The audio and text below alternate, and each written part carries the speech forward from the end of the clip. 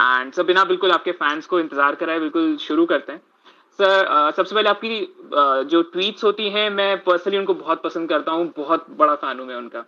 और आपकी हम लोग आई थिंक हम लोग सब लोग ये जानना चाहेंगे आपकी जो इतनी गहरी नॉलेज है, विजडम है, इसके पीछे की जर्नी कैसी रही, कैसे क्या एक्सपीरियंसेस थे आपके, आप स्टॉक मार्केट्स की इस दुनिया में कैसे आए और यहाँ तक के सफर कैसा रहा आपका, क्या क्या हुआ उसमें, तो उसके बारे में प्लीज कुछ बताइए हमें। Yeah. Am I audible? या loud and clear sir. Yeah. So first of all, thank you, Vishu and Chandra, and thank you, Trinker, for hosting me on this platform. And I wish you all the success, and I wish this platform grow in leap in bounds. So about me, I started my journey in 2012. I remember, and my one of my friend who was in ICICI Securities, so he introduced me into the market. And that time I used to do fundamental analysis because जब आया तो इतना पता नहीं था. I am from different background. I am from a sales background. So then I started tracking some stocks and all with his help.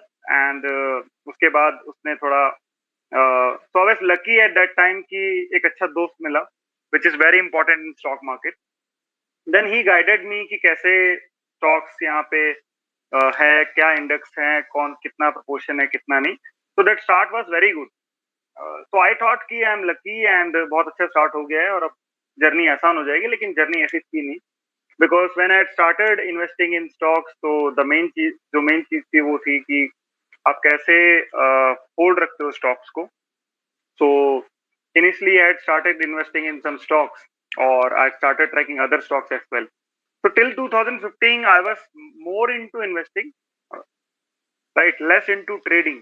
But in 2015, I remember one of my friends. So he was very good, techno funda trader at that time. So he introduced me कि technical भी कोई चीज होता है. Although I was already aware about कि technical कुछ है, but उसने थोड़ा और brief दिया कि इसके मदद से you can know the trend entire कि कब क्या है क्या नहीं है. So I thought कि इसको भी सीखना चाहिए. But when I started learning technicals in 2015, so I learned a lot.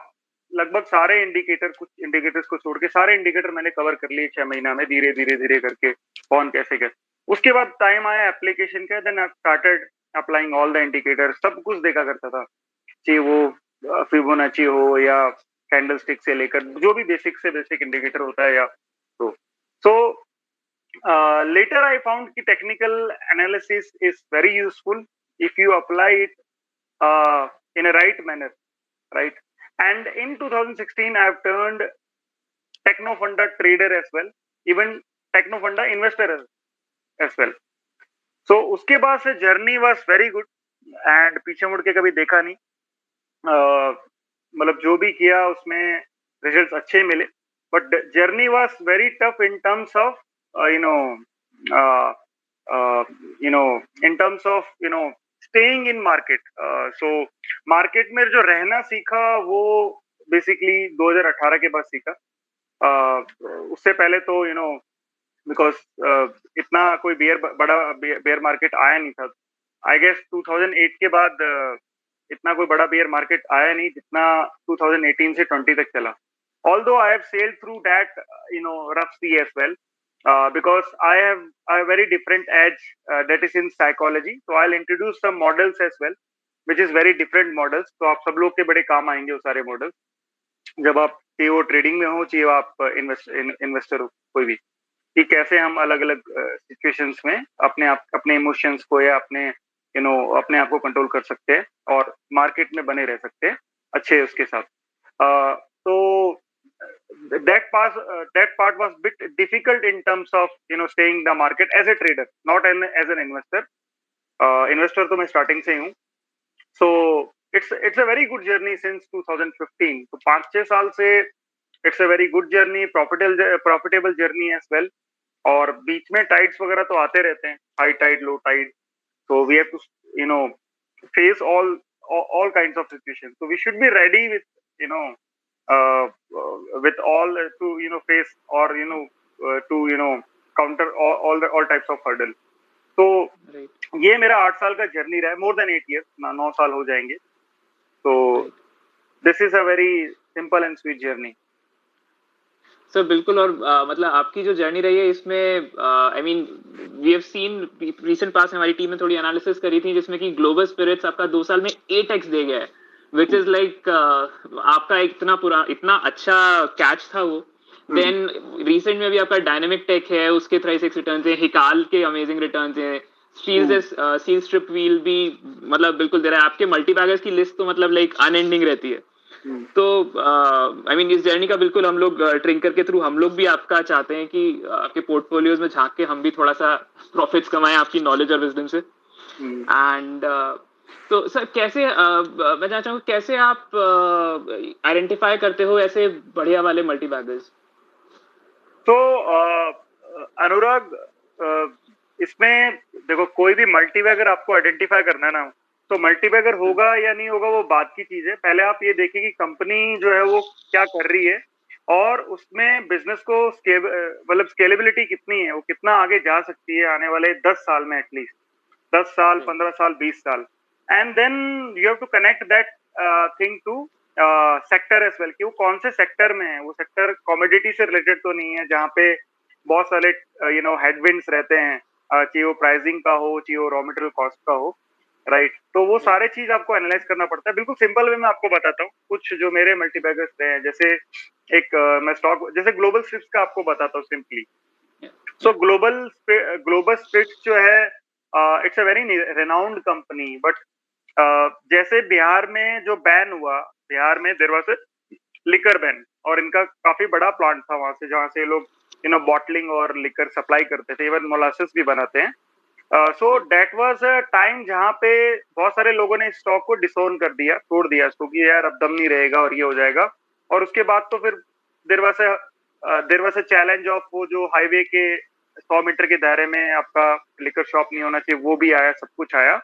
But कहीं ना कहीं उस टाइम पे अगर आप कंपनी को जाके देखते तो लगता कि यार there is no you know future for this company, या लगेगा कि यार बहुत सारे हेडविंड है, अब तो बैन ही हो गया, अब तो ये लोग क्या करेंगे. बट आपने एज एन इंडस्ट्री देखना है कि कहीं ना कहीं जो लिकर है उसका डिमांड तो ग्रो करेगा करेगा. अभी मैं एक छोटा सा एग्जांपल बताता हूँ. अभी भी जितना लिकर अपने इंडिया में बनता है, जितने भी बड़े ब्रांड्स हैं सारे खुद भी बनाते हैं. तो लाइक यूनाइटेड स्पिरिट्स है, यूनाइटेड स्पिरिट्स मेरे को लगता नहीं कि 60% से ज्यादा खुद बनाती होगी, राइट. 40% वो अभी भी दूसरे वेंडर को देती है, ग्लोबल स्पिरिट्स को दे दिया, या बहुत सारे वेंडर्स हैं, या बहुत सारे कंपनीज हैं इनके अलग अलग एरिया वाइज जिनको ये लोग बनाने के लिए देते हैं. तो आपने कई बार देखा भी होगा उसमें लिखा होता है, राइट, सॉरी टू से, पर उसमें लिखा रहता है कि you know manufactured by this company and marketed and distributed by double, ऐसा आता है उसमें कई बारी. तो वो एक पहचान थी. तो I bought this stock around like 100 rupees के करीब लिया था. उसके बाद ये सुस्त रहा पूरा, और कोविड में जब when it fell down to around 60-62, so I bought it around 70 also. तो उसके बाद अभी देखो यहाँ पे भी मिस्टेक होता है आपसे. What I did, जब ये 300-350 है तो मेरे को लगा यार काफी अच्छा अप्रिसिएशन हो गया है और 2 साल से अपने इसको होल्ड कर रहे हैं, तो लेट्स सेल इट, अच्छा खासा प्रॉफिट हो गया है. देन उसके बाद इसी स्टॉक को मैंने वापस से यू नो आई गेस 350 पे बाई कॉल दिया था मैंने, ना सॉरी 450 के आसपास, फिर लिया 450 पे और इसको फिर 800-900 पे बेच दिया. अभी मैं ऑन नहीं कर रहा हूँ उसको. बट आइडेंटिफाई कैसे करा कि आपने बिजनेस को देखना है कि जो लिकर है और आपके पास इतना बड़ा प्लांट है, वो बैन हो गया तो सिर्फ बिहार में बैन हुआ था, लोगों को लगा चलेगा नहीं, बट बाकी जगह तो आप सप्लाई कर सकते हो ना. तो they have got the licence to supply and all. और उसके बाद एक बड़ा डेवलपमेंट हुआ, आपको ये सब चीजें कॉन कॉल वगैरह और ये सब अटेंड करना पड़ेगा. मिस्टर अजय रेकी है जो यू नो एक्स मैकडॉवेल है, बड़े ही यू नो फेमस हैं और लिकर बैन भी बोलते हैं उन्हें. तो वो उनके साथ इनका स्ट्रेटेजिक टाई अप हुआ था, राइट. वो काफी इनको गाइड भी करते हैं. वहां से इनका पूरा जर्नी स्टार्ट हुआ है ग्लोबल स्पिरिट्स का. आप जाके चेक करना, way back in 2019 I guess mister Ajay Reki ने इनको ज्वाइन किया था, स्ट्रेटेजिक पार्टनरशिप हुआ था. जो एक्स मैकडॉवेल है, 20 से 25 साल का उनका इंडस्ट्री में एक्सपीरियंस है. तो उनके आने के बाद से पीछे मुड़ के देखा नहीं, और काफी ब्रांड्स के साथ उन्होंने टाइप किया। अब इससे there is a brand card, नाम भूल गया मैं उसका, ओ से नाम है शायद, तो वो काफी पॉपुलर हो रहा है, it's Japanese brand I guess, तो वो काफी अच्छा सेल हो रहा है अभी भी। तो अभी फीचर प्रोस्पेक्ट्स अभी भी ब्राइट है। तो इस हिसाब से आपको देखना है कि कोई भी कंपनी अच्छा काम कर रही है तो बीच में कोई हर्डल आ जाता है और वो उसकी वजह से उसे लोग छोड़ देते हैं, राइट। वहां पे आप आइडेंटिफाई करो, ऐसे 10-15-20 स्टॉक लेके चलो, उनमें से आप छांटो कि 5 कौन से ऐसे स्टॉक हैं जो टर्न अराउंड हो सकते हैं, और लोगों ने उन्हें से इसलिए छोड़ दिया कि एक छोटी सी बैड न्यूज थी या एक सेटबैक था, ये कह सकते हो। बट अगर मैनेजमेंट स्ट्रांग है तो सब कुछ हो सकता है। तो वहां से आप देखिए, टू बी वेरी फ्रैंक, मेरे को भी एक बार लगा कि यार मेरे को अपना 90-100 वाला जो एवरेज होल्डिंग था, 90 रुपए या इतने का एवरेज आ रहा था, वो बेचना नहीं चाहिए था। अभी 1200-1300 रुपए शायद स्टॉक है, तो it would be 10-12 bagger for me. तो इस तरीके से ट्रैक करते हैं। और similarly there is one more stock which I had bought in 2015, 14-15 में, उस टाइम फंडामेंटल एनालिसिस ज्यादा करा करता था, दैट इज कॉल्ड विधि। उस टाइम पे विधि डाई स्टफ के नाम से इसका नाम था, अभी विधि स्पेशलिटीज हो गया है इसका नाम। तो I bought this stock around 2022, मतलब 16 से 20 रुपए के, 20-22 रुपए के बीच में I bought it around 4000 quantity. और उसके बाद 2-3 साल रखा, और फिर 18 में आई रिमेम्बर, 18 से पहले 17 में आई रिमेम्बर कुछ 70-75 पे इसको बेच दिया, बोला यार ये 4 बैगर हो गया है तो अभी मार्केट का लग रहा है। और उसके बाद again I bought it and just for trading medium term purpose, छोटा मोटा 50% 60% 2-3 बार अप्रिशिएशन मिला, लिया नहीं। लेकिन द लर्निंग इज कि सोचो आप, जैसे हम आगे जानेंगे भी, अभी एक मॉडल में शेयर करूंगा आप सब लोगों के साथ, कि 20-22 रुपए के भाव में अगर हम वही क्वांटिटी रखते, तो अभी जो प्रॉफिट होता, अभी जो होल्डिंग का जो वैल्यू होता, वो 16 लाख के करीब होता। उस टाइम पे 70-80 हजार था। तो 80 हजार को 16 लाख बनाने के लिए ट्रेडिंग में it's very difficult.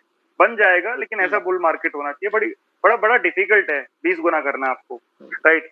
But investing में पॉसिबल है, बट अगेन चुनाव आपका सही होना चाहिए। तो it's very not simple, but इतना मुश्किल नहीं है। आप कम से कम 10-20-30-40 कंपनी आप ढूंढिए, कम से कम पहले सर्च करिए कि ये 40 कंपनी का लिस्ट बना लीजिए कि ये मैं ट्रैक करूंगा या आप इनके बारे में पढ़ूंगा।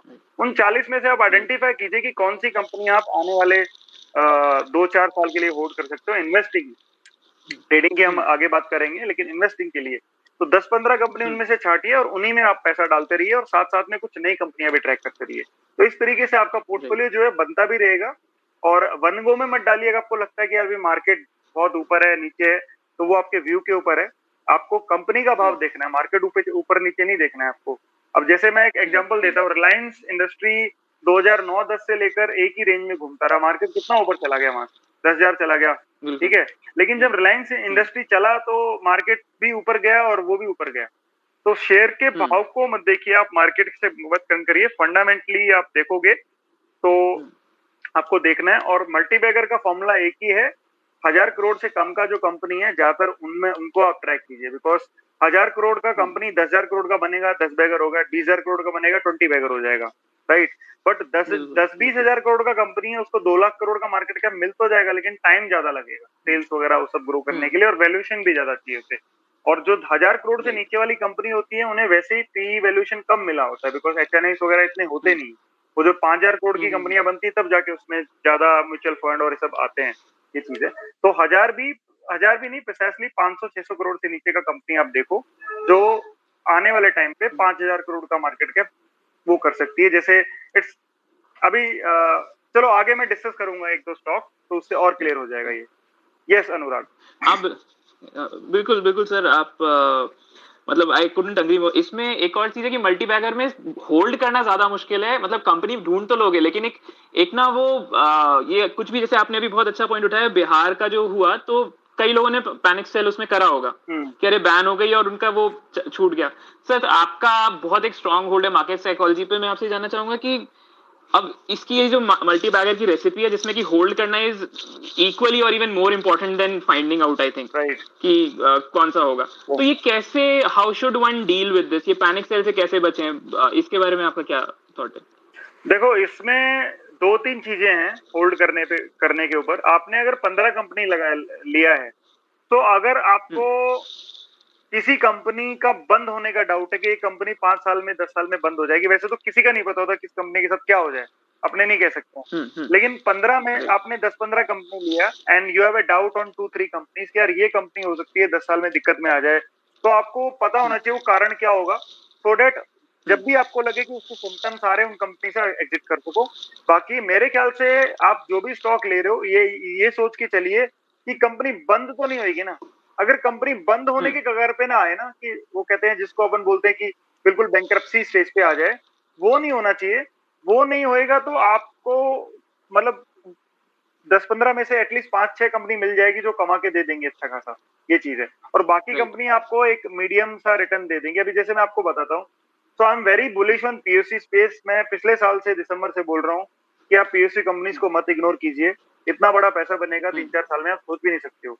एक मैं सिंपल सा एग्जांपल बताता हूँ, एनबीसीसी मेरी पर्सनल होल्डिंग में भी है काफी नीचे के लेवल से, और मेरे सर्कल में मैंने रिकमेंड भी किया वैसे। सो एनबीसीसी 6,000 करोड़ की मार्केट कैप थी जब 30 रुपए पे था, तब से हम लोग ट्रैक कर रहे हैं। और अभी भी ज्यादा कोई कॉस्टली नहीं हुआ है, 50 रुपए का ही शेयर है, राइट, 48 रुपए का। तो पीक मार्केट कैप जो एनबीसीसी को 2016 में मिला था वो 50,000 करोड़ का मिला था। दैट टाइम ऑर्डर बुक होती थी 60-70 हजार करोड़ की, 60,000 करोड़ के आसपास। आज उसका ऑर्डर बुक है 1 लाख करोड़ का, और मार्केट कैप है उसकी शायद 9,000 करोड़ के आसपास, राइट। अभी एलएनटी का ऑर्डर बुक है 2 लाख करोड़ प्लस में, और उसको मार्केट कैप मिला हुआ लगभग 3 लाख करोड़ के आसपास का। अभी कुछ दिन पहले न्यूज आई थी, 3-4 दिन पहले, कि एनबीसीसी में भी गवर्नमेंट स्टेक को सेल करेगी। अभी वो डिसीजन क्यों लिया सरकार ने, मैं आपको बताता हूँ।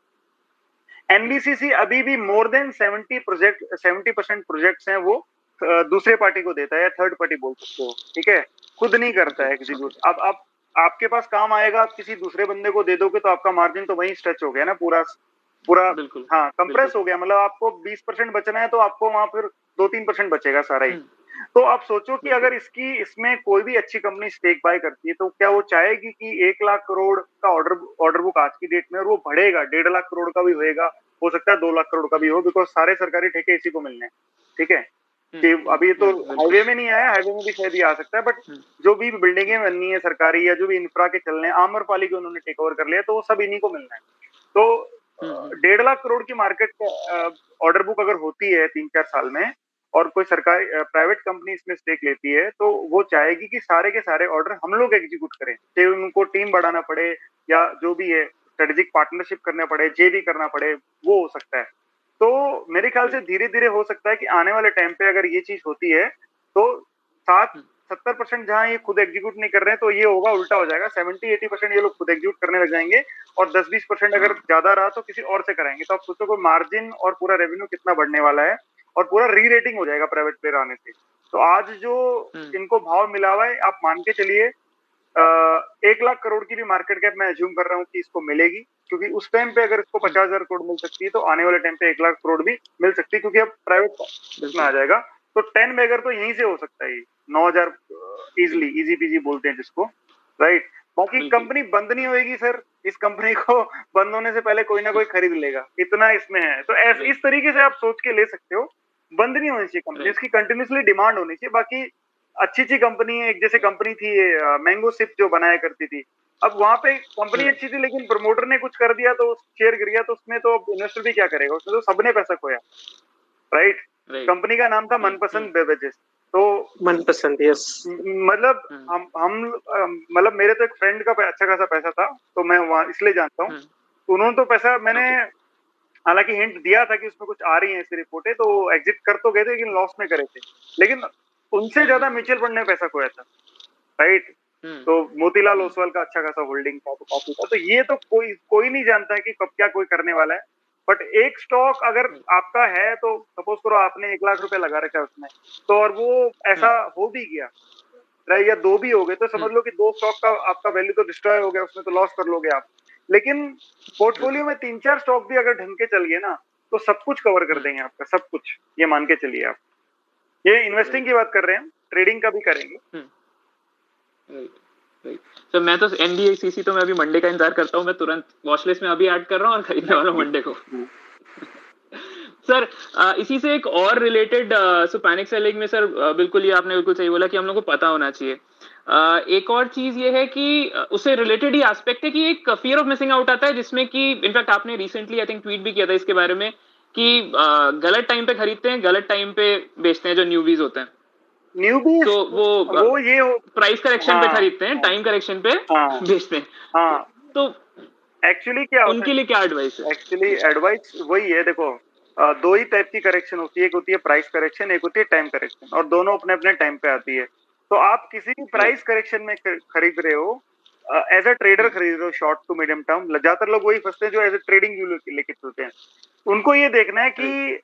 प्राइस करेक्शन अगर आ रही है तो उससे पहले टाइम करेक्शन आ चुकी है या फाइनल प्राइस करेक्शन है, राइट। टाइम करेक्शन आई है कि नहीं आई। अब मैं आपको मार्च 2020 में आई वाज वेरी बुलिश, मेरे ट्वीट अभी भी पड़े हैं, मैंने तो बोला था, मैंने कहा भाई ये महीने आप टिक गए और आपने माल खरीद लिया या बचाए रखा तो बहुत बड़ा पैसा बनेगा। क्यों?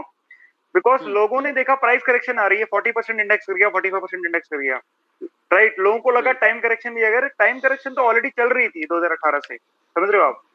2018 से कई स्टॉक्स तो 80% गिर गए थे अपने वैल्यू से, 70% गिर गए, इतना बुरा बेयर मार्केट था। तो टाइम करेक्शन तो ऑलरेडी चल रही थी, और कितने चलाओगे आप। वो 80% गिर चुके थे मार्च 2020 तक उस फॉल में, तो अब उसको 100% तो नहीं गिरा सकते आप, है ना। तो उसमें तो यही था कि टाइम करेक्शन भी होगी और बची कुछ प्राइस करेक्शन जो थी वो कोरोना के बहाने और होगी। तो वहां पे तो आपको जितना माल लेना था, मतलब पिछले साल पूरे साल में आपने माल लिया होता कभी भी, तो आज आप प्रॉफिट में होते, कभी नुकसान में नहीं होते, राइट। इस तरीके से देखना है। अभी उसका उल्टा है, अभी प्राइस करेक्शन नहीं आया, प्राइस करेक्शन तो बीच में आ चुकी है लेकिन छोटी छोटी आई है, लेकिन बड़ी कोई टाइम करेक्शन नहीं आई है। तो अभी आपको अगर कोई भी व्यू लेना है तो मार्केट और स्टॉक के हिसाब से देखना है, या सेक्टर के हिसाब से, ये सेक्टर ज्यादा अगर चला है तो इसमें कोई टाइम करेक्शन हुई है कि नहीं हुई है उससे पहले, और जो हुई है वो कितनी लंबी थी, उसके बाद चला अगर है तो उसके बाद थोड़ा रेस्ट कर रहा है कि नहीं कर रहा है।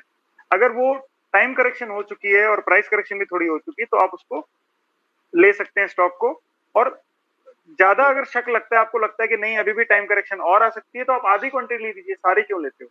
आपको अगर 100 रुपए इन्वेस्ट करने हैं तो आप 50 कीजिए, 50 हो सकता है आपको और प्राइस करेक्शन मिल जाए, टाइम करेक्शन हो जाए, तो आप वो 50 कहीं और लगा सकते हो, ये चीज है। और बाद में जब आपको लगे कि हाँ टाइम करेक्शन से बाहर आ रहा है तो आप उसको वो करो। अब टाइम करेक्शन से कोई भी स्टॉक कैसे बाहर आएगा, जनरली जितनी भी टाइम करेक्शन होती है वो मूविंग एवरेजेस के बीच में घूमते हैं स्टॉक्स जो होते हैं ना, तो डिपेंड करता है किस सेक्टर का क्या है। तो अभी जैसे ज्यादातर पीएसयूज को अगर आप देखोगे, पीएसयू स्टॉक्स को, कि वो बैंक और वो हो, तो ये लोग सब अपनी जो पिछली वाली टाइम करेक्शन थी उसमें ज्यादातर स्टॉक्स 200 डीएमए के नीचे थे, राइट। डेली चार्ट की मैं बात कर रहा हूँ, इवन वीकली में भी। अब ज्यादातर जो पीएसयू स्टॉक्स हैं डेली में तो 200 डीएमए के ऊपर आ गए हैं, लेकिन अभी भी आसपास ही, ज्यादा दूर नहीं है। तो उन्होंने एक टाइम फ्रेम की जो price correction, time correction, price correction तो पूरी कर ली है। इवन वीकली में भी 200 डीएमए के ऊपर कई स्टॉक्स आ रहे हैं, आप देखिए, जैसे एनबीसीसी हो गया, सब टच करके धीरे धीरे वीकली डीएमए की उस करेक्शन से भी बाहर निकल रहे हैं। तो जैसे इनके मल्टीपल वीक के क्लोज 200 वीकली, 200 वीकली जो डीएमए उससे ऊपर होने लगेंगे ज्यादातर स्टॉक्स के, आप समझ लो जो बड़े टाइम फ्रेम की इनकी प्राइस टाइम करेक्शन जो चल रही थी वो खत्म होती जा रही है।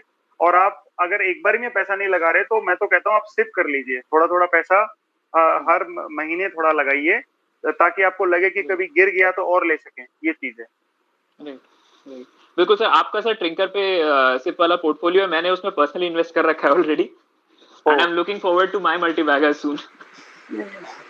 Let's see, I am hoping that कि you will be happy after few years. Yes yes बिल्कुल सर, आप ही का मैंने आई थिंक आपने इस साल 30th ऑफ अगस्त को वो वाले स्टॉक्स जो भी आपके एसआईपी में वो 30th अगस्त को रिलीज किए थे अपने ट्विटर चैनल पे भी, एंड वही ट्रिंकर पे आपके स्टॉक्स हैं। एंड जो सेम आपने एक साल पहले किया था उसकी हमने एनालिसिस करी, वो सारे के सारे ऑलरेडी एक ही साल में से अप टू 270% से 200% तक अप है। वाओ। तो आई मीन बिल्कुल, मतलब मैं तो उसमें आंखें बंद करके करने देता हूं। प्लस आई मीन वो सारे थीमेटिक स्टॉक थे, हाइकल हो गया, सिकेंड साइंटिफिक हो गया, तो एनिमल हेल्थ केयर में तो अभी हम बिल्कुल we are in the nursery stage, अगर इंडिया की बात करोगे आप, है ना। तो बहुत पोटेंशियल है। There is one more stock which is my all time favourite, Hester Bio, को भी से बोलता हूँ, जायडस वेलनेस, हेस्टर बायो। तो ये सब नेसेंट स्टेज पे हैं, आगे बहुत बड़ा स्कोप है। आप ये देखिए कि एनिमल्स में अभी हम लोग कुछ खर्चा नहीं कर रहे हैं, तो पर एनिमल या जो प्रति जानवर जो बोलते हैं अपने खर्चा जो हो रहा है इंडिया में, वो आप कभी नेट पे चेक करना, यूरोप और अमेरिका के मुकाबले बहुत कम है। एज ए ग्रोइंग इकोनॉमी और एज एन इमर्जिंग मार्केट आने वाले टाइम पे we have to spend a lot, because उन पे करोगे, खासकर जो केटल्स हैं उन पे करोगे, तो तभी आपको दूध, डेयरी प्रोडक्ट्स और ये सब ज्यादा मिलेगा, जो हमारी नीड डिमांड्स बढ़ रही हैं, और हम एक्सपोर्ट्स भी ज्यादा कर सकेंगे। और गवर्नमेंट को बाय डिफॉल्ट उसको पुश करना पड़ेगा, बिकॉज लेबर इंटेंसिव सेक्टर है। तो कभी भी कोई कंट्री को ग्रो करना है तो जो भी लेबर इंटेंसिव सेक्टर्स हैं, कि वो मैन्युफैक्चरिंग हो, मैन्युफैक्चरिंग में बहुत सारा आ जाएगा, टेक्सटाइल हो, केमिकल, कुछ भी हो, यहाँ पे मैन्युफैक्चरिंग प्रमोट हो, तो वहां पे गवर्नमेंट को फोकस करना पड़ेगा। तो किसी भी देश को आगे बढ़ने के लिए मैन्युफैक्चरिंग सेक्टर और आपका जो इंफ्रा है उसको बूस्ट करना पड़ता है, बिकॉज इंफ्रा भी लेबर इंटेंसिव सेक्टर है। आप रोड बनाओगे और ये सब करोगे तो बहुत सारी लेबर उसमें इन्वॉल्व रहेगी, बहुत सारे लेबर, और इन सबको वो मिलेगा रोजगार। On the similar side, highway में अभी ये सब चीजें जो लगती हैं आपकी, रॉ मटेरियल हो गया या लाइट्स लगती हैं, जो भी है बिल्डिंग्स में, तो उसके लिए फिर तो ये इंटरकनेक्टेड है पूरी। तो आई एम श्योर कि अगर इंडिया को बहुत बड़ी इकोनॉमी बनना है 4-5 साल में, तो ये मैन्युफैक्चरिंग हो गया और ये हो गया, इसमें मतलब काफी काम करना पड़ेगा, कर भी रहे हैं, भारतमाला और ये सब। तो हम जब थीम्स की बात करेंगे तो उसमें मैं थोड़ा कवर करूंगा ये वाली चीज, कि क्या क्या चीजें हैं जो काफी अच्छी, बहुत बहुत ज्यादा पोटेंशियल लग रहा है। बिल्कुल सर, मैं इनफैक्ट अभी थीम्स का ही सर हम लोग डिस्कस करते हैं, now that the topic is here, because आपका आई थिंक मैंने फॉलो किया, you have a regular regular reads you issue अलग अलग थीम्स पे, एग्रीकल्चर, इंफ्रा उस पे, एंड पेपर इंडस्ट्री पे भी कुछ टाइम पहले था। So they are very insightful and मतलब वेरी एंगेजिंग एनालिसिस। तो उसके बारे में सर प्लीज। सॉरी विशु, ये हम करेंगे। सो जैसे मैंने प्रॉमिस किया था, कुछ मॉडल्स मैं शेयर करूंगा।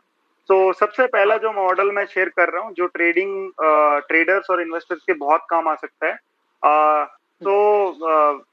मेरे ख्याल से जिन लोगों ने एमबीए किया होगा उन्होंने पढ़ा भी होगा और याद आ जाएगा वो।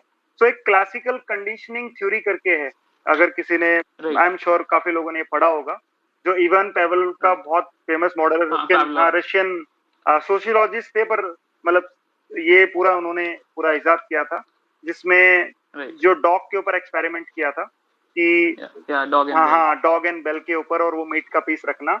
तो उसमें हुआ क्या था कि डॉग को कंडीशन किया गया कि बेल बजेगी तो आपको मीट का पीस मिलेगा। तो स्टार्टिंग में बेल बजी, वो मीट का पीस लेके आए, तो डॉग को देखा तो डॉग के सैलिवा आ गया, राइट। नेक्स्ट डे फिर उन्होंने सेम बिहेवियर को रिपीट किया, राइट। बेल बजी तो मीट का पीस लेके आए, फिर सैलिवा आ गया। ऐसे करके 3-4 दिन रिपीट किया, और 5वें 6वें दिन क्या हो गया, बेल बजते ही डॉग का जीभ पे सैलिवा आने लग गया, राइट। तो कंडीशनड हो गया कि बेल बजी है तो मीट का पीस पक्का आएगा, समझ रहे हो। तो ऐसे फिर बीच में उन्होंने चेंज भी करके देखा कि थोड़े दिन बेल बजाई, मीट का पीस दिया नहीं, तो फिर उसका बिहेवियर फिर चेंज हो गया।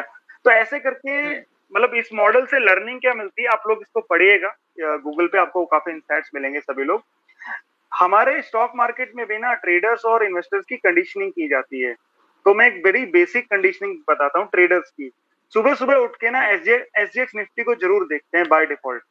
सबसे पहला काम है कि मार्केट को उठ के देखो कि यूएस मार्केट कहाँ सो है। कई लोग तो मतलब मार्केट बंद होने के बाद सोते हैं, जो पोजीशन शॉर्ट रहते हैं या लॉन्ग रहते हैं, तो शाम को जब मार्केट बंद होता है ना अमेरिका का 2 बजे 1:30 बजे, तो तब सोते हैं। वो उनको बंद करवा के सोते हैं, ऐसा लगता है कि भाई तुम बंद हो जाओ, हम सो रहे हैं अभी। और सुबह उठते सबसे पहले आप क्या करोगे, एसजीएक्स निफ्टी को देखोगे। और मैं तो कहता हूँ, मैंने देखा इन्वेस्टर्स भी कई ऐसे लोग हैं जो उठते बोलेंगे इन्वेस्टर, तो उठते सबसे पहले एसजीएक्स निफ्टी को देखते हैं। तो ये क्या होती है, कंडीशनिंग हो जाती है। कंडीशनिंग कैसे होती है, जैसे हम स्टार्ट करते हैं ना, जैसे ये डॉग वाला था पूरा इस तरीके से। तो ऐसे करके हमारे को कई ऐसी अनजाने में कंडीशनिंग हो जाती है, जो हमें हमारे डिसीजंस को, या कह सकते हो हमारे माइंडसेट को इम्पैक्ट करती हैं। एक और कंडीशनिंग बताऊंगा ट्रेडिंग में, जैसे ओवर ट्रेडिंग है। ओवर ट्रेडिंग के लिए भी आप कंडीशन हो जाते हो ऑटोमेटिकली। कई बार आप होते हो कि आपके प्रॉफिट में सौदे निकलते हैं, फिर आप बोलते हैं चल यार प्रॉफिट में तो हूँ, ले लेता हूँ, थोड़ा इससे कम हो जाएगा, पता लगता है कि आपको घर से देना पड़ता है, राइट। तो वो भी एक कंडीशनिंग होती है, आप कंडीशन हो जाते हैं और फिर वो वही सेम बिहेवियर रिपीट करते हो। तो ये जो पूरी कहानी है बिहेवियर की है। सेम इन्वेस्टर की कंडीशनिंग है कि स्टॉक मार्केट जब बढ़ने लगता है तो लगता है कि कंपनी का प्रॉफिट, भाव बढ़ने लगता है तो लगता है प्रॉफिट बहुत अच्छा आने वाला है, और भाव घटता है तो लगता है कि यार कंपनी जो है लॉस पोस्ट करेगी इस बार तो, राइट। मतलब एक जनरल टेंडेंसी है। तो ऐसे करके जो बेसिक कंडीशनिंग है, आपको इतना कंडीशन भी नहीं होना है कि आपका बिहेवियर सेम रहे। हमेशा भाव गिरता है तो उसका मतलब ये नहीं होता है कि कंपनी का प्रॉफिट खराब होने वाला है, और हमेशा भाव बढ़ता है तो इसका मतलब ये नहीं कि कंपनी बहुत अच्छा करने वाली है। इस कंडीशनिंग से दूर होना है, लेकिन लोग कंडीशन हो जाते हैं इससे। तो जो भी नए लोग हैं मार्केट में, 2-3 साल से ज्यादा नहीं हुआ आपको, तो ये बात आप याद रखना, ये कंडीशनिंग अगर आपको है, लगता है कि भाई भाव बढ़ रहा है, ब्रेकआउट आ रहा है, तो मतलब बहुत अच्छा कुछ होने वाला है, तो हमेशा ऐसा नहीं होता है। ज्यादा टाइम पे होता है, लेकिन ब्रेकडाउन हो रहा है तो कुछ होने वाला है। तो हमेशा ऐसा होना हो कि कई बार फॉल्स ब्रेकआउट भी बोलते हैं और फॉल्स ब्रेकडाउन भी बोलते हैं। तो कंडीशन नहीं होना है, रैशनल आपका सही होना चाहिए। तो ये कंडीशनिंग थ्योरी, अननेसेसरी जो कंडीशनिंग होती है हमारे माइंड की, जो मतलब जिसका कोई रैशनल नहीं होता है, उससे हमें बचा सकती है अगर आप उसको डीपली पढ़ो और अप्लाई करो। Over to Vishu. बिल्कुल सर, मतलब this is a very insightful, मतलब मैंने कभी लिंक नहीं किया था इन दोनों को, but this is very true. I mean मैं खुद एसजीएस निफ्टी का रोज अभी अप अंटिल वेरी रिसेंटली खुद ही बहुत फॉलो कर रहा था। एंड या आई कंप्लीटली एग्री सर। इसी में सर साइकोलॉजी में ही एक मतलब ये होता है कि वी हैव सम फेवरेट्स, मतलब इसी से ही रिलेटेड आई थिंक कंडीशनिंग है कि हम लोग ज्यादा ऑब्सेस करने लगते हैं कुछ पर्टिकुलर स्टॉक्स पे। दैट कैन बी, मतलब हम लोगों के फेवरेट्स हो सकते हैं even if they are underperforming. वो ट्रेड की तरह लिया होगा, लेकिन वो फिर इन्वेस्टमेंट बन जाता है जब उन्हें सही टाइम पे नहीं निकले। एंड तो उसके बारे में how to deal with those. देखो ये क्या होता है, मतलब वो भी एक तरीके की कंडीशनिंग है। एक्चुअली क्या होता है कि मैं बताता हूँ आपको, तो इसका बड़ा सिंपल एग्जांपल मैंने कई बार शेयर किया है। क्या होता है कि सपोज करो आप कार ड्राइव कर रहे हो और ट्रैफिक लाइट्स लगी हुई हैं या रेड लाइट हो रखी है, तो अगर आप सिग्नल तोड़ के भागोगे, ठीक है, तो आपका चालान हो गया सपोज करो, ठीक है। तो दो ऑप्शन है, या तो चालान पे करो या फिर वहां से भी भागो। मतलब पहली गलती आपने कर दी, दूसरी गलती और करो। तो अगर आपने पहली गलती कर दी, चालान पे कर दिया, तो वो हो सकता है 100-200 रुपए या 500 रुपए होएगा ज्यादा से ज्यादा। लेकिन आप सिग्नल तोड़ के भाग ही गए, राइट, और कैमरा में कैद हो गए या जो भी है, आपके पास आपका जो चालान है वो बढ़ गया। तो आगे भी आपको रोकने की कोशिश करा, आपने वो भी नहीं किया और टाइम पे नहीं, मतलब आपने गलतियां पे गलती रिपीट करी, तो जेल भी हो सकती है। होता है कि नहीं होता है, राइट। तो स्टॉक मार्केट में भी यही होता है। आपने ट्रेडिंग के लिए अगर स्टॉक लिया है और आपका जो एनालिसिस था वो गलत चला गया सपोज करो, या गलत एंट्री होगी, तो आपको एक्सेप्ट करना पड़ेगा कि एंट्री गलत थी। अभी इसको सुधारने का एक ही मौका है, वो है उसकी फीस पे करना है, छोटा मोटा चालान भर देना, ठीक, उसका चालान हाँ वो चालान भर दो। नहीं तो वो चालान क्या होता है, इतना लंबा हो जाता है और कई बार तो जेल हो जाती है। अब जैसे सुजलोन है, सॉरी टू से अगर किसी के पास सुजलोन, आई विश किसी के पास नहीं होगा, बट जैसे कई स्टॉक्स हैं जहाँ पे 10-10 साल की जेल होगी लोगों को, मतलब आज तक नहीं निकल पाए, है ना। यही सोचते रहे कि बाउंस आएगा या माफ कर दिया जाएगा, ऐसा नहीं है मार्केट में। मतलब कोई रिफंड नहीं है, कोई कुछ नहीं है। आपको एज ए ट्रेडर अगर आपको लग रहा है और एज एन इन्वेस्टर भी लग रहा है कि आपको कि भाव नीचे जा रहा है और फंडामेंटल में भी आपको लग रहा है कुछ गड़बड़ है, तो निकल जाइएगा।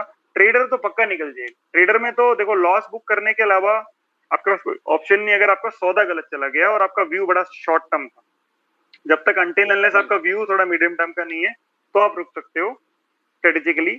या फिर एक काम और कर सकते हो, उसका ऑल्टरनेटिव भी है। तो आपको लगता है यार ऐसा ना हो कि मैं यहाँ से निकलूं और मार्केट 5 दिन बाउंस कर जाए और मेरा स्टॉक जहां से मैं निकला हूं उसके थोड़ा नीचे जाके बॉटम बना दे या रिवर्स करके मेरे भाव से ऊपर चल जाए। तो उस टाइम पे आप क्या कर सकते हो, आधा लॉस बुक कर लीजिए। मतलब होता है कई बार कि आपने 100 रुपए पे स्टॉक लिया, स्टॉक 95 आ गया, तो आपको लग रहा है यार अब तो ये मतलब वो हो गया, लेकिन स्टिल आपका कन्विक्शन है, तो आप 95 पे आधा लॉस बुक करिए, आधी क्वांटिटी होल्ड रखिए। तो अगर बाउंस आया भी और सपोज करो स्टॉक वापस 105 चला गया, तो आपका लॉस कवर हो जाएगा उसमें। और बाउंस नहीं आया तो आप फिर एक फर्म व्यू बना लीजिए कि अगर बाउंस नहीं आ रहा है तो फिर मेरे को जो आधी क्वांटिटी वो कहाँ काटनी है, 90 पे काटनी है, उसके नीचे काटनी है, वो देखना पड़ेगा। तो यहाँ पे कई बार ये होता है कि अगर बाउंस आ भी गया स्टॉक में, तो आपका जो लॉस है वो कवर हो जाता है। पर ये आपको बड़ा प्रिसाइसली करना पड़ेगा जब आपको पूरा कन्विक्शन हो कि ये शॉर्ट टर्म थोड़ा गिरावट है, 2-4 दिन का, 1-2 हफ्ते का, और स्टॉक बाउंस कर जाएगा, तब, उससे पहले। राइट, बिल्कुल सर। हमारी ऑडियंस के लिए we'll also open up to little questions from our audience, जितने भी हम लोग एंटरटेन कर पाएंगे थोड़ा बहुत लिमिटेड टाइम में। एंड तो प्लीज आप रिक्वेस्ट सेंड कीजिए and we'll try to queue your questions to sir. And sir हाँ, तो नेक्स्ट हम लोग आई थिंक ट्रेंड्स की बात कर रहे थे हम लोग, वो और कर लेते हैं। हाँ वही, हमने जब तक लोग अपनी क्वेश्चंस पूछते हैं तब तक से हम लोग ट्रेंड्स और थीम्स को थोड़ा देख लेते हैं। देखो, 2 ट्रेंड हैं जो मैं बड़ा क्लोजली ट्रैक कर रहा हूँ। पीएसयू तो एज ए थीम तो बड़ा ट्रेंड आना ही आना है, आप देखिए इसमें स्पेस में सारी कंपनी नहीं, बट काफी कंपनी है जो अच्छा कर सकती हैं। एक जो ट्रेंड है वो मैंने लिखा भी है, सस्टेनेबिलिटी का है। सस्टेनेबिलिटी में मतलब बहुत सारी चीजें आ जाती हैं कि वो वाटर का यूसेज हमें कम करना है या रिसाइकलिंग करनी है उसकी, वो हो गया। जो आपका ईवी आ रहा है वो हो गया कि ऑल्टरनेटिव फ्यूल आप देख रहे हो। रिन्यूएबल एनर्जी आ गया आपका पूरा पावर से रिलेटेड कि वहां पे आपका क्या है। तो ये 3-4 ट्रेंड है। वेस्ट मैनेजमेंट हो गया, ये 3-4 ट्रेंड है सस्टेनेबिलिटी से। जो पूरा सस्टेनेबिलिटी मतलब आप जो प्राकृतिक रिसोर्स है उसे सस्टेन कर रहे हो ताकि उसकी हमारा इकोसिस्टम बना रहे। पूरा इकोसिस्टम है कि वो पेड़ का हो गया सारा कुछ। तो ये बहुत बड़ी थीम बन सकती है, मेरा मानना ये है। स्पेसिफिकली कंपनीज जो रिन्यूएबल एनर्जी में है, और नंबर 2 जो कंपनी वाटर से रिसाइकलिंग का काम करती है, आयन एक्सचेंज हो गया, वाटेक वबाग हो गया, सब हैं। आपको कंपनी चूज करना पड़ेगा इसमें, या ऐसे कुछ सॉल्यूशंस देती हैं। आप ये मानिए, देखो पानी, आप ये बताओ कौन सी चीज में आप पानी यूज नहीं करते हो? आयुष, कोई ऐसी चीज है जहाँ पे पानी का यूजेस ना हो? खाना बनाने से लेकर, बिल्डिंग बनाने से लेकर, रोड बनाने, कुछ भी बना लो, पानी चाहिए आपको। और जीने के लिए बढ़ती जा चाहिए, रही है सबसे बड़ी उसके चीज में। तो जीने के लिए चाहिए तो ठीक है। तो हर चीज में एप्लीकेशन है पानी का। और जिस तरीके से वाटर लेवल घट रहा है अभी, या जो भी है, या जो अवेलेबिलिटी ऑफ वाटर धीरे धीरे कम हो रही है, तो आगे सोचना पड़ेगा। और अभी आप अगर डीपली, ये जो सस्टेनेबिलिटी की एक रिपोर्ट भी आई थी, कोशिश करूंगा मैं ट्विटर पे शेयर करने की, तो 2030 तक काफी ऐसी इंडिया में डिस्ट्रिक्ट्स और वर्ल्ड में तो मतलब काफी ऐसा एरिया है जो वाटर डेफिसिट हो जाएंगे। तो वो हो तो जाएंगे, ये तो रिपोर्ट बोलती है। लेकिन उससे पहले जो स्मार्ट कंट्रीज हैं, या जो जो भी है, जहाँ पे जरूरत पड़ी, या कहते हैं ना सर पे मार पड़ती है, वो लोग सोल्यूशन ढूंढना शुरू कर देंगे। तो ये सब कंपनीज का डिमांड देखना आप एकदम से शूट अप हो जाएगा, रिन्यूएबल एनर्जी और ये सब का। तो अभी आप इनको लेना शुरू करोगे तो मेरे ख्याल से 2-4-5 साल में बहुत बड़ा पैसा बन सकता है कुछ कंपनी से। बिल्कुल। आई थिंक रिसेंटली कुछ वर्ल्ड बैंक की रिपोर्ट थी, किसी तो इंटरनेशनल ऑर्गेनाइजेशन की रिपोर्ट थी कि India already water scarce country में आ गया है। बिल्कुल आ गया है, मतलब वाटर सफिशिएंट से बिल्कुल आ गया है। तो आई थिंक 1100 मीटर क्यूब या समथिंग उसका कुछ स्टैटिस्टिक थी। बट या आई मीन वाटर इस समय, sustainability is overall theme. EVs इस समय हर कंपनी जो है वो शिफ्ट कर रही है ईवीज बनाने में, बी ए टाटा मोटर्स और मारुति, और हर कोई ईवीज में शिफ्ट करने वाला है। तो that is gonna blow up any time. हाँ, और ईवी में तो फिर आप ये देखिए कि जो भी ऑटो एंसिलरीज हैं, जो अब गाड़ी तो बननी है, अब उसमें ये आ गया था कि भाई आप मेन लाइन पे मत जाइए, वहां पे ज्यादा पैसा नहीं बनेगा। जो एंसिलरीज है ना, जो बैटरी बना रही है या उसका केमिकल बना रही है, जैसे टाटा केमिकल हो गया, या जो ऑटो पार्ट्स बना रही है सब गाड़ियों का, अब वहां पे जाइए, वो स्पेस में बहुत पैसा बन सकता है। और एक इंफ्रा थीम है, मेरे को लग रहा है कि इंफ्रा थीम का भी अभी ये लगा लो कि 10 साल का जो सूखा था वो वापस आ रहा है। आपने एक चीज नोट करी होगी पिछले साल, इंफ्रा कंपनीज को सब मतलब आप देखो तो अंडररेटेड थी, अभी तक यही साल चलने शुरू हुई है जब ओपनिंग अप हुआ है।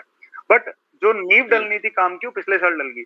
कुछ भी आ जाए, कितनी भी बड़ी महामारी आ जाए, ठीक है, या कोई भी मंदी आ जाए, ठीक है, हम खर्चा करना बंद कर देंगे, लेकिन सरकार को खर्चा करना पड़ेगा ताकि इकोनॉमी उस मंदी से निकले। समझ रहे हो आप? भाई जैसे सपोज करो इंडिया में रिसेशन नहीं आएगा, लेकिन सपोज करो किसी कंट्री में रिसेशन आ जाएगा। अभी गवर्नमेंट के पास क्या चीज है? अब अमेरिका तो चलो प्रिंट करके लोगों के पास पैसा डालता है या उनके खाते में पैसा डालता है।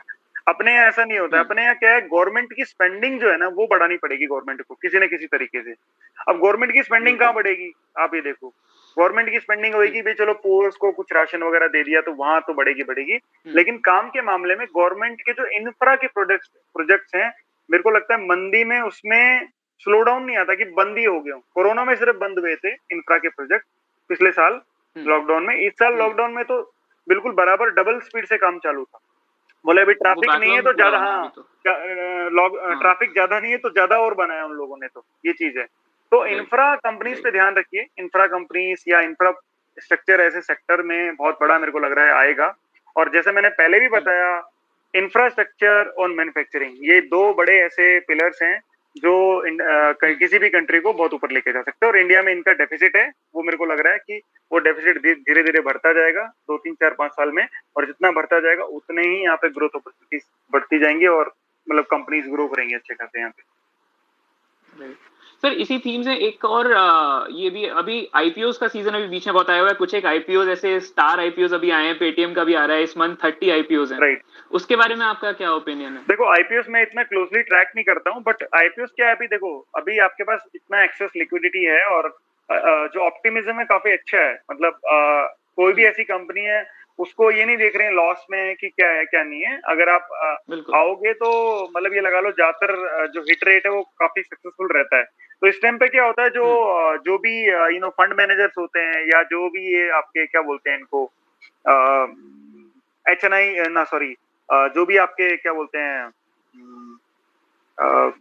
जो इन्वेस्टर्स हैं, प्राइम इन्वेस्टर्स इन्वेस्टर्स होते हैं और जो मार्की इन्वेस्टर्स जो जनरली होते हैं वो खुद पुश करते हैं कि भाई this is the right time, right, कि भाई अभी ये सब कुछ है और फंड मैनेजर्स के पास भी अच्छा खासा वो होता है एक्सपोजर के इस टाइम, नहीं तो अभी नहीं तो कभी नहीं।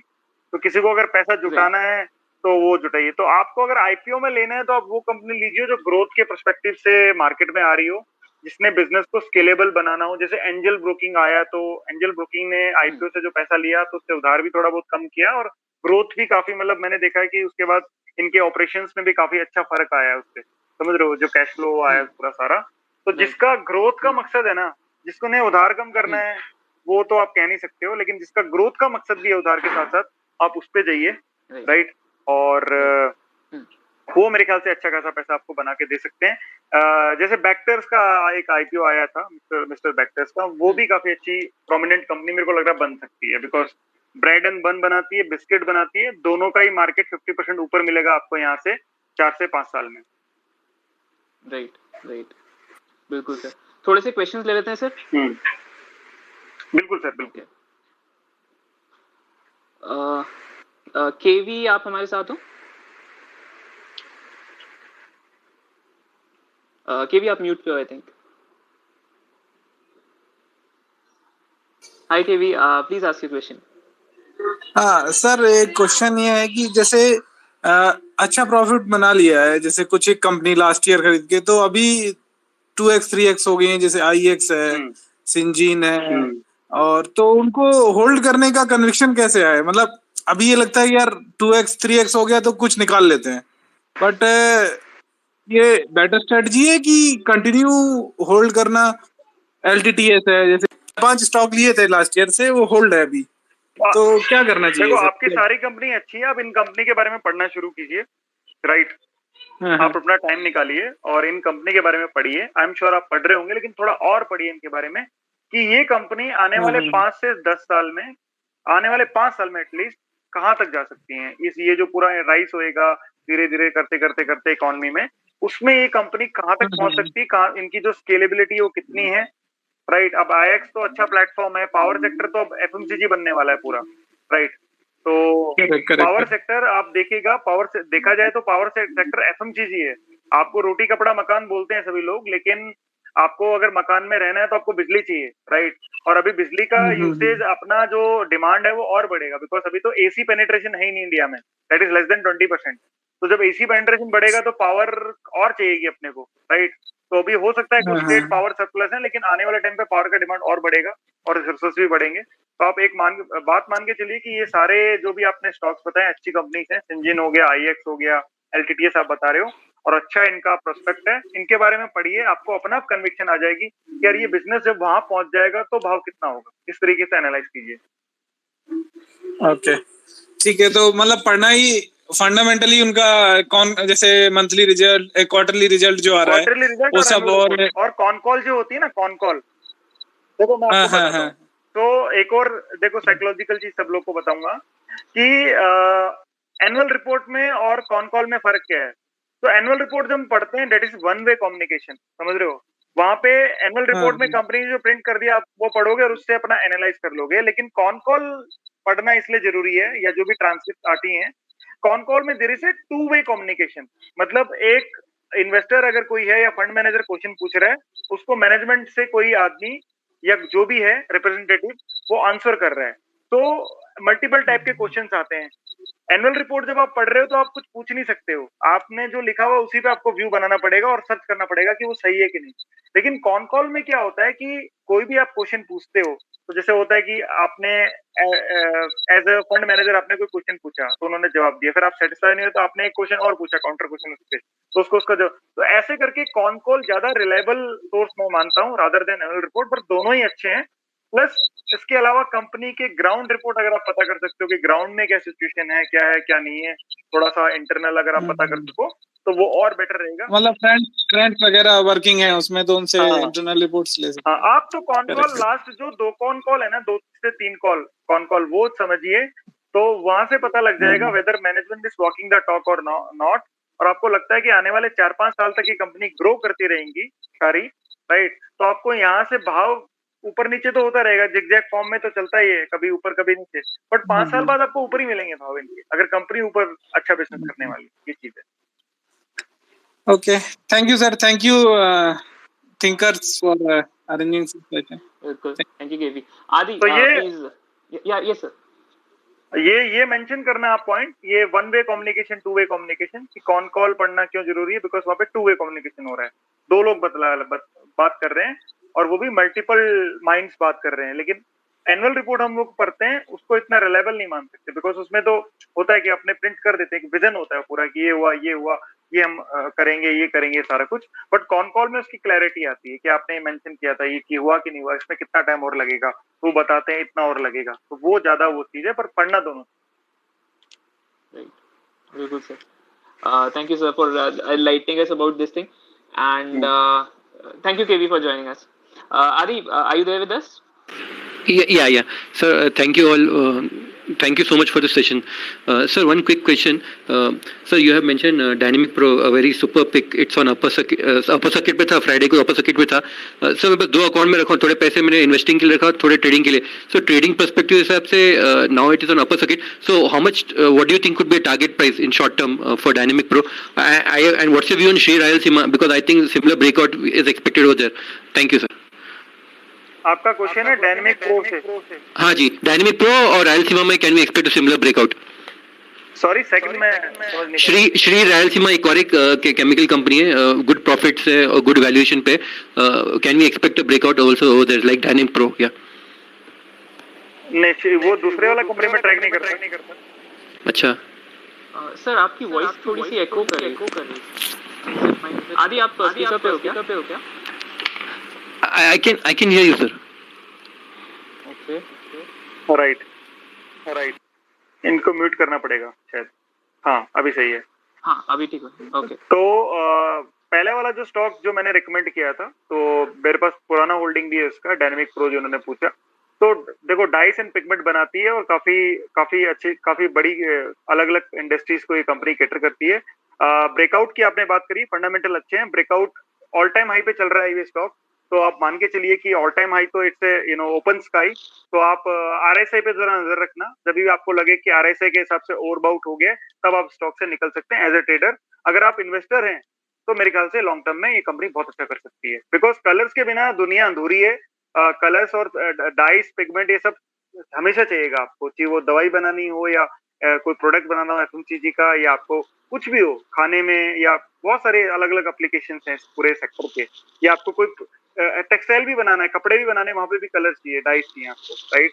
तो अच्छा है प्रोस्पेक्टिव का, बट ट्रेडिंग के लिए अगर आपने लिया है तो ऑलरेडी ऑल टाइम हाई पे है ये स्टॉक, और मेरे ख्याल से अच्छा खासा ब्रेकआउट है इसका, काफी टाइम से कंसोलिडेट कर रहा था ये। और जब तक आपको ओवरबाउट नहीं लगता सारे टाइम फ्रेम पे, मतलब आप डेली देखिए, आरली देखिए और 30 मिनट्स देखिए, वहां पे जब तक आरएसआई आपको ओवरबाउट नहीं लगती है, तब तक आप इसको होल्ड कर सकते हो, एक ट्रेलिंग स्टॉक। RSI 90, अभी RSI 74 है, so should we take 90 as a target? RSI का टारगेट नहीं लेना है, आप ये देखिए कि इसका अगर 74 है तो वो तो 90 भी जा सकती है, और 90 अगर गई, 85 गई या 90, आप पुराना इसका ट्रैक रोड देखिए, पुराना क्या रहा है, पुराने कौन सा ऐसा बैंड है जहां से ये मतलब 80-85 पे जाके रुकता है कि कहाँ रुकता है, आपको हिस्ट्री से पता लग जाएगा। तो अगर 80-85 तक जाता है तो मेरे को लग रहा है आपको 10% अप्रिसिएशन कम से कम और मिल सकती है, कम से कम। और उसके बाद तो फिर जो अप्रिसिएशन मिलेगी वो डाइवर्जेंस के साथ मिलेगी, तो उसको आप ट्रेलिंग स्टॉप लॉस के साथ प्ले कर सकते हो। Thank you so much sir. एक चीज है, because you do not have view on the second stock, मैं एक चीज पूछना आपको, ब्रेकआउट पे normally as a trader how much we should take target? Because I see some stocks 80-90 हो जाते हैं, कोई ब्रेकआउट में कहीं 20 होते हैं, कोई 10, but as a best practice आप ब्रेकआउट में कितना लेते हैं? 52 का हाई क्रॉस करता है, कितना टारगेट करते परसेंटेज? देखो, हाँ, एक बार म्यूट कर लीजिए। हाँ, ब्रेकआउट पे डिपेंड करता है कि वो उसका जो ब्रेकआउट का नेचर है ना, वो कैसा है। तो नेचर कैसे जानोगे आप? एक तो टाइम फ्रेम आपको देखना पड़ेगा कि डेली पे है, वीकली ब्रेकआउट है या अर्ली पे है। ऑब्वियसली डेली आप वीकली से स्टार्ट कीजिए। वीकली में स्टॉक जो है वो नेगेटिव नहीं होना चाहिए, लाइक 200 डीएमआ से ऊपर होना चाहिए इस तरीके से, और मैकडी पॉजिटिव होना चाहिए वीकली। तो समझ लीजिए कि वीकली टाइम फ्रेम पे वो ठीक ठाक है। लेकिन डेली पे अगर ब्रेकआउट आया है तो आपको ये देखना है, नेचर कैसे देखना है, कितने टाइम बाद आया है और कौन से लेवल को उसने काटा और कितने वॉल्यूम के साथ काटा है। तो जैसे मैं बोलता हूँ कि वॉल्यूम इसे स्पाइनल कॉर्ड, वॉल्यूम बड़ा आ रहा है मतलब ज्यादा लोग उसमें या ज्यादा क्वांटिटी लोग उसमें खरीद रहे हैं, तो कहीं ना कहीं कुछ ऐसे बड़े लोग हैं जो 5% 2% के लिए नहीं आए, शायद 10-15% 20% के लिए भी आए हैं। तो नेचर ऑफ ब्रेकआउट को देख के आप उसका टारगेट सेट कर सकते हो, या टारगेट तो कोई भी नहीं होता है। देखो कोई स्टॉक आप लेते हो तो आपको लगता है 20% चलेगा, वो 15 ही चलता है, 10 ही चलता है, 2 भी चलता है, और कई बार आप 20% सोचते हो तो 30 भी चल जाता है। वो हमें नहीं पता होता है कि कितना एग्जैक्टली चलेगा, बट नेचर अगर पता है तो हमारा कन्विक्शन वहां ये हो जाता है कि यार ब्रेकआउट थोड़ा बड़ा लग रहा है तो शायद ज्यादा चले। और उसके बाद अगर आपको लगता है कि ज्यादा ही स्ट्रॉन्ग ब्रेकआउट है तो आप थोड़ा टाइम फ्रेम बढ़ा लो। कई लोग क्या गलती करते हैं, बड़ा ब्रेकआउट आया था और जल्दी से 10% आया था निकल जाते हैं, लेकिन पता लगता है कि वही स्टॉक जो है वो महीना बाद 40% ऊपर है। तो 30% आपने छोड़ दिया, आपने स्टॉक को ढूंढा भी, 10% लेके आप निकल लिए, मतलब पहले झटके में ही। तो आपको देखना है कि नेचर ऑफ ब्रेकआउट क्या है, कितने टाइम फ्रेम तक वो कंसोलिडेट किया है, 1 हफ्ता, 2 हफ्ता, 3 हफ्ता, और जो ब्रेकआउट आया है वो कहाँ से आया है, रिवर्सल कहाँ से हुआ था और ब्रेकआउट कहाँ से हुआ है। तो रिवर्सल अगर की मूविंग एवरेज के आसपास से हुआ है, कोई स्ट्रॉन्ग कैंडल बनाया है उसने और अच्छे वॉल्यूम के साथ काट के आया है और स्ट्रॉन्ग लग रहा है, तो थोड़ा टाइम फ्रेम वहां पे बढ़ा के रखिए। आपको उसी स्टॉक में ज्यादा अप्रिसिएशन मिल जाएगा, आपको दूसरा स्टॉक नहीं ढूंढना पड़ेगा। नहीं तो होता क्या, लोग क्या करते हैं, एक में 10% कमाया, फिर 2-4 स्टॉक और ढूंढेंगे, तो पता लगा एक में 5% गवा दिया, 2% गवा दिया, एक में फिर, तो ऐसे वो बैलेंस नहीं होता है। लेकिन अगर एक स्टॉक अच्छा मिल गया आपको या 2 स्टॉक अच्छे मिल गए तो उनको टाइम फ्रेम बढ़ा लो, आपको नए स्टॉक ढूंढने नहीं पड़ेंगे, उन्हीं में आपका पैसा बन जाएगा। ये चीज। Thank you so much, sir. Thank you so much, sir. Thank you, Adi. Rajneesh, are you there with us? Yes, I'm there. हाँ, मेरे 2 क्वेश्चन थे, एक तो आपका टाइम करेक्शन और सेकंड था थीमेटिक उस पे। तो टाइम करेक्शन के साथ एक स्टॉक जैसे कंसोलिडेट करता है, तो मेरा एक स्टॉक था एसोसिएटेड अल्कोहल्स, तो काफी 6 महीने से देखेंगे वो कंसोलिडेशन वाली रेंज में, तो उसको हम कैसे रीड कर सकते हैं? ओके, फर्स्ट क्वेश्चन ये है। देखो ऐसा है कि टाइम करेक्शन जो है वो एक पर्टिकुलर रेंज, आप ये देखिए उसकी रेंज क्या है। तो आप जो अगर इसकी बात कर रहे हो एसोसिएटेड अल्कोहल की, तो मेरे ख्याल से इसकी ब्रॉडली आप देखोगे ऊपर में 450 से 500 के बीच में ये अटक जाता है, और नीचे में मेरे ख्याल से 300 350, ज्यादा से ज्यादा 300 या 350 के आसपास ही सपोर्ट ले लेता है, राइट। तो ये इसकी एक रेंज बनी हुई है पूरी, ठीक है। अभी यहाँ पे क्या चीज है, अगर आपका फंडामेंटल कन्विक्शन स्ट्रॉन्ग है तो 300 350 आए तो आप और क्वांटिटी ऐड कर सकते हो, अगर आपका लंबा व्यू है इसमें। और अगर 500 क्रॉस करता है ये वॉल्यूम के साथ, तो आप समझिए कि इसमें बड़ा ब्रेकआउट है, मतलब ये कह सकते हो ऑल टाइम हाई ब्रेकआउट है। और क्योंकि ये जो रेंज आप बोल रहे हो 5-6 महीने से कंसोलिडेट कर रहा है इस रेंज में, तो मैं मतलब मेरी पर्सनल होल्डिंग में इसलिए बता रहा हूँ, शायद हो सकता है कि 500 के ऊपर ये स्टॉक में जो ब्रेकआउट है वो शायद 50-60% मूव जो है वो थोड़ा जल्दी दे दे। ये चीज है, बिकॉज जो टाइम करेक्शन जितना लंबा होगा ना, तो उसके बाद जो ब्रेकआउट आएगा उसका जो मूव होएगा बड़ा फास्ट होता है, मतलब 30-40% बहुत कम टाइम में आ जाता है। ये चीज है। और इवन मैं तो कह रहा हूँ कई स्टॉक्स में तो 100% बहुत जल्दी आ जाता है, राइट, कि 1-2 महीने में 100% ऊपर नोट हो समझ गया। तो आप अगर आपका फंडामेंटल व्यू इसमें अच्छा है तो आप बने रहिएगा, अच्छा स्टॉक है। हाँ, क्योंकि कैपेसिटी एक्सपेंशन में का 45 to 75 हो रहा है ना, तो उस हिसाब से मतलब जो जून 22 में कंप्लीट होना है, तो उसका रिजल्ट उसके ऊपर देख रहा था कि शायद ये लंबे टाइम के लिए ठीक बहुत रहेगा। अच्छा स्टॉक है। एनएससी पे भी लिस्ट हो गया, तो वॉल्यूम भी मिलेंगे इसको 2 साल पहले, साल 1.5 साल पहले। तो मेरे को लग रहा है कि इसका आपका ओवरऑल जो इसका पूरा बिजनेस है वो आप मान के चलिए प्रीमियम जितना लिकर बनता है उसमें काफी अच्छा शेयर है इसका, राइट। और मतलब इसका यूएसएल का 2% कॉन्ट्रैक्ट मैन्युफैक्चरिंग करता है अभी, जो उसका मैंने लेटेस्ट ब्रेकअप देखा था, अगर वो 2% अगर 15-20% पे पहुंच जाए तो शायद कुछ बहुत अच्छा कुछ अच्छा हो सकता है। आप ये मान के चलिए कि ग्लोबल स्प्लिट्स के बाद ये दूसरी बेट है जिसको मैं क्लोजली ट्रैक कर रहा हूँ, और मेरे पर्सनली काफी अच्छे होप है इस स्टॉक पे। और सेकंड थीमेटिक पे मेरा क्वेश्चन था, आपने इंफ्रा का तो कवर किया, लेकिन रेलवे के मैं 2 स्टॉक जो क्लोजली मॉनिटर करता है तो टेक्समैको है जो ईपीसी और वो करता है, वैगन्स बनाता है, और सेकंड है टीटागढ़। तो लेकिन जो टीटागढ़ तो फिर भी मूव किया है, लेकिन टेक्समैको अभी काफी देर से टाइम करेक्शन और प्लस कंसोलिडेशन मतलब 30 से 35, 30 से 40 के बीच रह रहा है। मैं एक्चुअली ट्रैक नहीं अभी करता हूं, रेलवे पे मैं जो ट्रैक नहीं मतलब करता हूं। Ticket I used to track but track नहीं कर रहा हूं ओके, अभी। रेलवे में आई लाइक आरवीएनएल करके कंपनी है, मैंने शेयर भी किया था। हाँ आरवीएनएल तो जो बहुत गवर्नमेंट ज्यादा कंपनी है उसके अंडरवैल्यूड, पास बहुत काफी ज्यादा ऑर्डर्स हैं। अंडरवैल्यूड है। 25,000 करोड़ के करीब उसका टर्नओवर है और उसको मार्केट कैप उससे काफी कम मिला हुआ है, आपको चेक करना है। और आने वाले टाइम पे प्रोस्पेक्ट बड़े हाई हैं, सारे रेलवे ऑर्डर तो काफी बड़े रेलवे ऑर्डर से मिल सकते हैं, राइट। तो मेरे को लग रहा है 35 से 40,000 करोड़ का बिजनेस वो करा करेगी और उसके बराबर भी मार्केट कैप मिल जाए तो अच्छा अप्रिशिएशन मिल जाएगा उसको। थैंक यू भाई, 2 क्वेश्चन। और अगेन ये कंपनी भी बंद नहीं होगी। हाँ नहीं बंद तो नहीं होगी। सेकंड खाली गवर्नमेंट में जैसे एनबीसीसी और आपने बोला ना, इनका पर गवर्नमेंट ऑर्डर्स में क्या रहता है कि ये इतने हाई मार्जिन से ऊपर ले नहीं सकते, 6-7% प्रॉफिट पे खेलते हैं। वो प्राइवेट प्लेयर जब आएगा वो अपना खेलना सीख जाएगा। प्रॉब्लम वहां पे है, वो जब तक चेंज नहीं होता, मतलब गवर्नमेंट कंट्रोल्ड है। जैसे दूसरी कंपनी थी रेलटेल, इसमें बहुत अच्छी कंपनी जो पूरा फाइबर नेट बिछा रही है, राइट, रेलवे का। बट प्रॉब्लम उनका वही कि 6 से 7% मार्जिन से ज्यादा गवर्नमेंट से ले नहीं सकते। वो प्राइवेट प्लेयर जब आएगा ना तो वो हो जाएगा। वहां है, हाँ प्राइवेट हो जाएगा तो थोड़ा सा शायद अच्छा हो जाए। ऑर्डर्स की तो कमी नहीं है। Thank you so much Rajneesh sir. हम लोग टाइम का थोड़ा अब हम लोग रन आउट कर रहे हैं, राइट। तो let's kind of wrap it. Thank you so much sir हमारे साथ ज्वाइन इन करने के लिए, आपका टाइम हम लोगों को देने के लिए। And it was such an enlightening session. And Chandra please आप भी कुछ बोलिए सर। तो जाते जाते मैं कुछ एक चीज बोलना चाहूंगा। जैसे सर ने इतना एनलाइटन सेशन दिया, एंड आई वुड से कि हर किसी का एक अपना अपना प्लस पॉइंट होता है मार्केट में। मतलब वो अपने एक थीम के साथ ट्रैक करता है, कोई किसी पर्टिकुलर सेक्टर में होता है। अगर इसको हम क्रिकेट से रिलेट करें तो जैसे धोनी का हेलीकॉप्टर शॉट है, उसमें मास्टर है। बट 50 ओवर खेलने के लिए ना हमें क्रिकेट एस्थेटिक्स पे भी फोकस करना पड़ेगा कि बाउंसर आए तो डक करे, एक अनप्लेएबल बॉल को डिफेंड करे। तो मार्केट में भी टिकने के लिए आपको एक पोर्टफोलियो अप्रोच लेना आई बिलीव बहुत जरूरी है। मतलब या आप ट्रेडर हो या लॉन्ग टर्म इन्वेस्टर हो। अगर नए बंदे हो तो अगर आप पोर्टफोलियो अप्रोच लोगे, 10 स्टॉक में अपना पैसा डिवाइड करके रखोगे, तो सीखने के टाइम में आपका कैपिटल जल्दी लूज नहीं होगा। और अगर आप इन्वेस्टर हो तो कभी ऐसे स्कैम वाले स्टॉक में फंस जाओगे, जैसे मनपसंद सर ने एग्जांपल दिया, उसमें आपका बड़ा कैपिटल वाइप आउट नहीं होगा।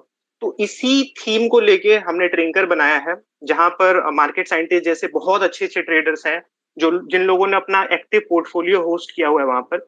और वहां पर हम एक कैपिटल और रिस्क मैनेजमेंट की थीम पे बनाया है। और आप लोग जब भी उसको फॉलो करते हैं तो जो भी स्टार ट्रेडर्स ने कॉम्पोजिशन मेंटेन किया हर स्टॉक में रिस्क रिवॉर्ड का, उसके हिसाब से हम आपको उस पोर्टफोलियो को बिल्कुल कॉपी करवाते हैं आपके ब्रोकर में। एंड आप उनके साथ, उनकी जर्नी में उनके साथ रहोगे। जो जैसे जैसे वो आगे बढ़ेंगे वैसे वैसे आप आगे बढ़ोगे। तो हमें बड़ा अच्छा लगेगा कि आप आइए, हमारे प्लेटफॉर्म को देखिए और वहां पर अब हमारे ट्रेडर्स के पोर्टफोलियो को देखिए, समझिए, जो आपको अच्छा लगे उसको फॉलो कीजिए। And I would love to be you, I would love to see you all there. And thank you so much sir, thank you so much sir यहाँ आने के लिए। हाँ जी सर। चंद्रा एक चीज और शेयर करना चाहूंगा जाते जाते। हाँ जी सर। अपने क्या बोलते हैं, एक क्वेश्चन आया था बीच में कि सडन फॉल आ जाता है या कुछ एकदम चेंज इन सिचुएशन आती है तो उस टाइम पे क्या किया जाए, है ना? करेक्ट। तो एक ना मॉडल है, देखो ये मॉडल अभी मैं ये समझ लो कि एक नाम के साथ छोड़ के जा रहा हूँ। जो भी लोग इंटरेस्टेड हैं साइकोलॉजी में और ज्यादा सीखने के लिए, ये आपके पर्सनल और प्रोफेशनल दोनों लाइफ में काम आएगी। मतलब ये स्टॉक मार्केट में भी काम आएगी और पर्सनल लाइफ में भी काम आएगी। क्यूबलर रॉस चेंज कर्व करके मॉडल है, क्यूबलर रॉस KUBLERROSS, ठीक है, जिसकी 5 स्टेज होती हैं, ठीक है।